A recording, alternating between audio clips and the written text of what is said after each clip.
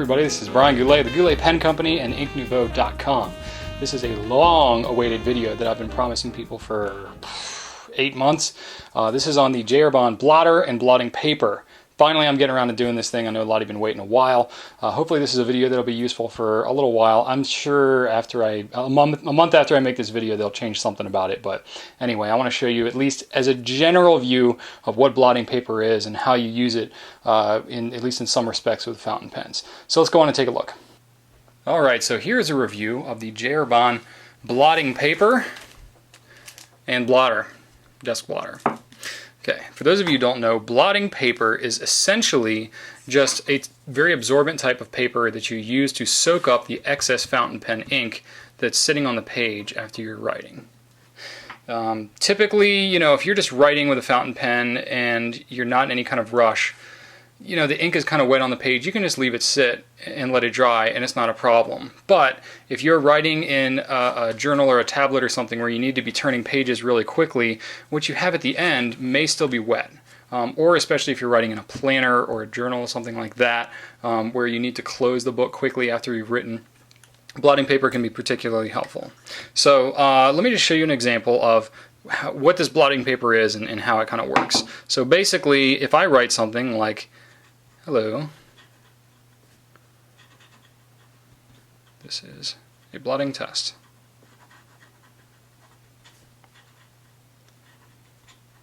Okay, now it's still wet, okay? I just smeared it. Congratulations. So if I write the same thing again,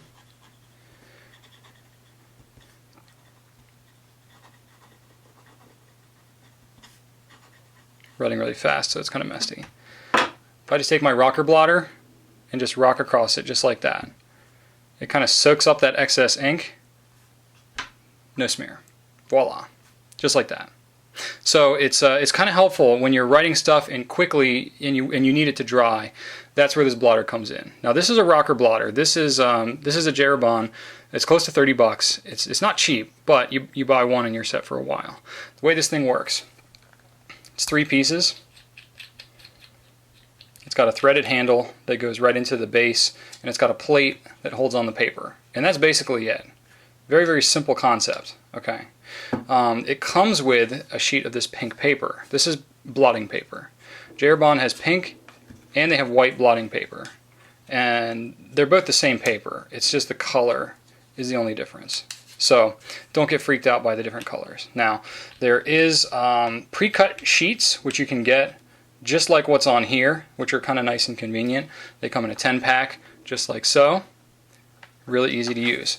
Or you can buy them in full sheets, like this. Have a nice little Herbin embossed thing on it, in white or in pink. Okay. For the guys out there who maybe don't want pink around the office, you can have white. Now these sheets are basically 4 pre-cut sheets length. So if you want to cut it yourself, it's a more economical way to buy it. It comes with 10 sheets, so you basically get 40 rocker blotter size sheets out of one thing. So if you want to cut it, you can kind of eyeball it, or if you want to just kind of hold the blotter on there to get a basic idea of where to cut it. Now I'm doing this with a tripod between my legs, so it may not be the straightest cut I'll ever make in my life, but voila, there you go. I've just made myself a nice pre-cut blotter sheet. Now typically I like to start with just the white side. I kind of put the logo side on the back, but you get the concept. The paper feels kind of interesting. It's very absorbent paper. I don't know exactly what it's made of. I'm not going to get into the scientific stuff about it, but all I know is it's absorbent and it soaks up the ink, and that's kind of what it does, and that's its job. So kind of fit it on there. Voila. It's kind of quick and dirty. I would normally be a little better about it, but I don't want to sit here and bore you on the video. So there you go, and then you can keep rocking and rolling. Now, one question I know I'm going to get a lot is, how often do you need to change it? How long is this paper going to last? And so on and so forth. Well, this is the pink sheet that came with my blotter, and I used this side, and I just kind of switched for the fun of it, just to see if I could use the other side. when it gets like this, you can still keep on using it. Basically, you keep using it until it's so saturated that it won't absorb any more ink. And then you can flip it over and keep on using it. So you're kind of getting like 80 uses out of one pack here. So it's going to last you freaking forever. I mean, you buy one pack of this stuff and you won't have to worry about it for a very long time. Now, another cool thing that this blotter paper is really good for, you don't have to have a rocker blotter. You can use it with your hands. It's a little harder because, you know, when you're doing the rocker blotter, it's got a much less tendency to smear. Whereas here, I won't actually write anything, I'll just do some scribble there. You can just use a pre-cut sheet without the blotter, and you can just kind of gently pat it down there. And that works pretty well too. So you don't have to have that rocker blotter. It does make it faster, and it is kind of cool. But another really cool thing, if you have a journal like this, or a small planner, or something that you're carrying around, say I'm writing something in here like, you know, oh, I have a big important date. I have to remember that it's my wife's anniversary. Whatever the case may be, you can cut one of these blotter sheets to fit inside your notebook.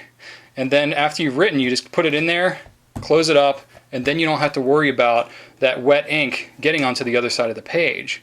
It just stays right here on the blotter sheet. So that's a really cool thing, kind of handy, you know, that may be able to help you out, especially if you're using a daily planner or anything like that where you're writing stuff and you really got to be on the go. So anyway, hopefully this is kind of helpful to you. There may be some other uses out there for blotting paper. I haven't really thought of much else. It's pretty much just to soak up ink, but hopefully this kind of covers the gamut of all the questions you have, and if not, of course, you can always contact me. So that's it for my review of the Jeroboam blotting paper and the blotter. If you have any questions, you can email me at brian@gouletpens.com. Thanks a lot, and write on.